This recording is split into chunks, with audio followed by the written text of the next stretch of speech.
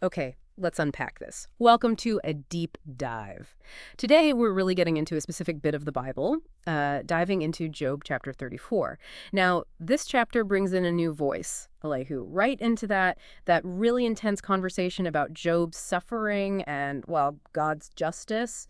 And he's got some strong words, especially for Job. Oh, he absolutely does. Elihu doesn't, ease into it gently. He kicks off addressing wise men and men of learning. So he's setting himself up as talking to people who should appreciate careful thought. And he opens with that really interesting comparison. He says, "For the ear tests words as the tongue tastes food." That is such a striking way to start. What's he really getting at there? Why tell these supposed wise men they need to test words? Well, I think it suggests that maybe the conversation so far, between Job and his friends hasn't been looked at closely enough. Like, Yeah. just as you wouldn't just swallow any old food, he's saying, look, we can't just accept every argument we hear. We've got to be discerning. We need to figure out what's right, learn together what's good. It really sets this tone of critical listening, which, of course, is exactly what he's about to do with Job's words. Right. And speaking of Job's words, Elihu jumps straight into how he sees Job's position. And the way he quotes Job, or characterizes him, it sounds, well, pretty damning. It really does. Yep. He put some very strong statements into Job's mouth, essentially framing them as the heart of Job's complaint. Things like, I am innocent, but God denies me justice. Mm-hmm. And that really cutting one, although I am right, I am considered a liar. Although I am guiltless, his arrow inflicts an incurable wound. Wow. So Elihu's hearing Job not just, like, crying out in pain, but directly accusing God of being unfair, untruthful even. That's exactly how he frames it. Treating an innocent guy as guilty, making him suffer for no reason. And Elihu pushes it further. He paints this picture of Job drinking scorn like water. Drinking scorn like water? What does that even mean? It sounds like he's almost enjoying it or just completely consumed by bitterness. Yeah, it's a strong image. And he says Job keeps company with evildoers, hangs out with wicked men.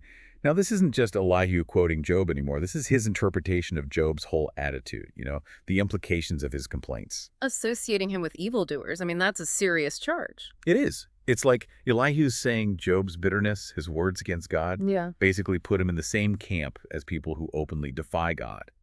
And the kicker, the quote that sums up this whole perceived attitude for Elihu is, it profits a man nothing when he tries to please God. Oof. If Elihu genuinely thinks Job is saying that, then he's hearing Job basically trash the whole idea of living righteously. It stops being just about his own suffering and becomes like a statement that being good is pointless if this is how God operates.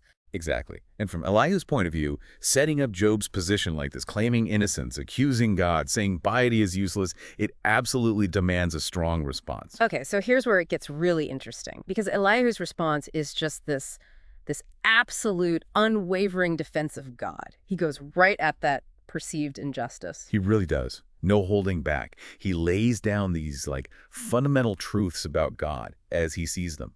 Unequivocally, far be it from God to do evil, from the Almighty to do wrong. And then right after, even stronger, it is unthinkable that God would do wrong, that the Almighty would pervert justice. Unthinkable. So for Elihu, God being unjust isn't just unlikely, it's like logically impossible, a contradiction in terms. That's the core of it. It violates God's very nature, his omnipotence. Yeah. Injustice just isn't in God's vocabulary, according to Elihu. And he connects this perfect nature directly to God's actions. How so? He links it directly to divine justice in the world. God repays a man for what he has done. He brings upon him what his conduct deserves. So in Elihu's system, what happens to you, including suffering, isn't random. It's the earned result of your actions, a clear cause and effect. Which, yeah, that flies directly in the face of what Job keeps saying, that his conduct doesn't deserve this. Elihu's basically saying Job's premise is wrong. Fundamentally wrong, yes. And Elihu tries to strengthen this argument about God's perfect justice by stressing his immense power, his unparalleled power. He uses those rhetorical questions, doesn't he? Who appointed him over the earth? Who put him in charge of the whole world? Right, highlighting that God answers to no one. There's no higher court of appeal. His power is absolute. It is. And he uses that really vivid image, if God just decided to pull back his spirit, his breath. Poof, everyone gone. Back to dust. Exactly. It's not just about raw power. It's that God is the source of life itself. How could that being twist justice? So Elihu throws down the challenge. Can he who hates justice govern? For him, it's a non-starter.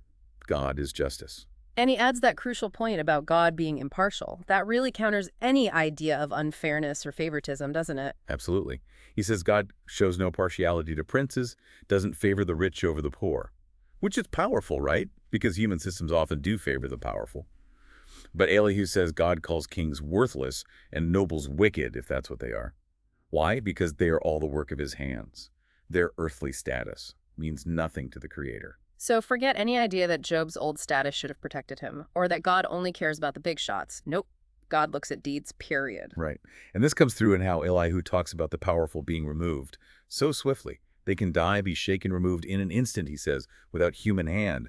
Their power is nothing next to God's. What really strikes me here is Elihu's total certainty about God constantly watching and how fast his justice can be. He says his eyes are on the ways of men. He sees their every step.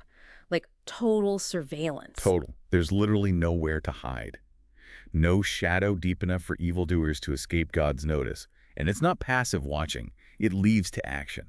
Elihu makes this really bold claim that God doesn't need, like, a long trial or investigation. Right, he just acts. Yeah, based on what he already sees.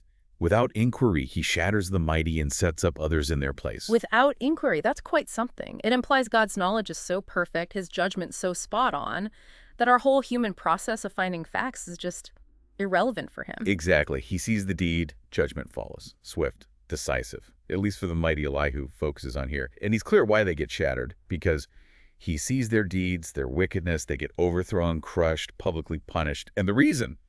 Because they turned from following God and disregarded his ways. Their downfall is a direct consequence of ignoring divine standards. And crucially, Elihu connects this not just to abstract sin, but to its effect on others. He says the wicked cause the cry of the poor to reach God. And God heard that cry. God heard the needy. This adds a really important moral layer. God's justice isn't just about abstract rules, it's a response to actual oppression. God steps in this view, as the defender of the vulnerable, prompted by their suffering. So even if it sometimes looks like the wicked are winning, Elihu is saying, nope, God sees it, God hears the victims, and he will act. Maybe not on our timetable, but decisively. That's his absolute conviction. But then, interestingly, he does touch on this idea of God seeming silent sometimes, or hidden. He asks, but if he remains silent, who can condemn him? If he hides his face, who can see him? Okay, so he acknowledges it might look like God isn't acting, or that his reasons are hidden from us. Yes, he does acknowledge that appearance. But he doesn't let that undercut God's ultimate control. He snaps right back to his main point. Even if God seems quiet or hidden, he's still sovereign over man and nation alike, still in charge. And he gives a reason for that ongoing, sometimes invisible control, right? Something about preventing chaos. Exactly. It's to keep a godless man from ruling, from laying snares for the people. Okay. So even when things look bad, Elihu suggests God's hidden hand is still working, preventing total dominance by the wicked, protecting society in a way. It's sort of his way of squaring the circle, acknowledging the mystery of God's timing while holding firm to God's absolute just rule. That makes sense. It's a subtle point, but important for his whole argument. Acknowledging mystery, but doubling down on God's justice. Precisely. And having laid all this groundwork, Yeah. defended God's character so fiercely, he then turns it back on Job. He sets up this sort of hypothetical situation, but it's clearly aimed right at Job. He imagines someone Just saying, hypothetical. I am guilty, but will offend no more. Teach me what I cannot see. If I've done wrong, I will not do so again. Okay, on the surface, that sounds, well, pretty reasonable. Admitting potential fault, wanting to learn, promising to change. It sounds reasonable, yeah. But Elihu immediately shoots it down, almost. He asks, basically, should God reward someone on their terms, when maybe they haven't truly repented in the right way according to God's justice, as Elihu sees it. And then he puts it directly to Job. You must decide, not I, so tell me what you know.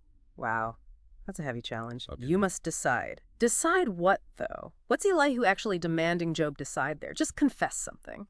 Or is it deeper? I think it's much deeper. Given everything Elihu just laid out, God's perfect justice, consequences tied to actions, God always watching, it feels like he's demanding Job decide which reality he's going to live in. Is Job going to stick to his guns, claim innocence, and keep accusing God of being unjust? Or is he going to accept Elihu's framework? It's basically, align yourself with my understanding of God's absolute justice, or stay in what I see as your rebellious error. So, less about finding one specific forgotten sin and more about choosing a fundamental view. Either Job's right and God's wrong, Or God's right and Job needs to rethink everything, maybe accept fault he can't see, or just accept God's ways are just, even if inscrutable. That nails it, I think. It's pushing Job to measure his own wisdom against Elihu's seemingly airtight case for God's perfection. And then Elihu kind of brings him back up, doesn't he? He claims other smart people agree with him. Yeah, that's his closing move in this chapter. He appeals back to the men of understanding and wise men he started with. He claims they all agree. Job speaks without knowledge. His words lack insight. It's a way to say, see, it's not just me. All the sensible people think this. And he doesn't stop there. It gets quite harsh towards Job personally at the end. It really does. He expresses this wish, this desire, that Job be tested even more to the utmost. And why? Because Job's been answering like a wicked man. Ouch, calling his answers wicked. It's incredibly strong. For Elihu, Job's words aren't just, mistaken or born of pain. They're actively wicked, opposing God. He accuses Job flat out, adding rebellion to his sin. So the suffering might have started one way, but Job's response is talking back. That's adding a whole new layer of sin in Elihu's eyes. He pictures Job scornfully clapping his hands, just multiplying words against God, defiantly. So wrapping up Elihu's view in chapter 34, Job's suffering, probably linked to some fault, even if Job doesn't see it. But the real problem now, the added sin, is Job's reaction. His complaints, his lack of what Elihu sees as true repentance, that's rebellion. That's the core of it. Suffering tracks conduct, God is always just, and Job's complaints are therefore ignorant at best, rebellious at worst, because they challenge that perfect divine order. So just to recap this deep dive into Job 34, Elihu steps in with this really forceful defense of God. God's perfectly just, he's all-powerful, he sees everything, he repays people fairly based on their actions. Yeah, total impartiality. Rich, poor, king, commoner, doesn't matter. God watches constantly and acts swiftly against wickedness, especially when it harms the poor and needy whose cries he hears. And from that perspective, Elihu looks at Job and basically says, your suffering isn't God being unfair, it's likely a consequence you're not owning up to. And worse, Elihu seems to say, the way you're talking about it, complaining and questioning God, that's adding rebellion to whatever the original issue was. Exactly. It's a very specific viewpoint. God is always right, always watching, always fair in his judgments. Questioning that fundamental truth is where Job, according to Elihu, goes wrong. It really makes you think about that challenge Elihu throws down. You must decide, not I, so tell me what you know.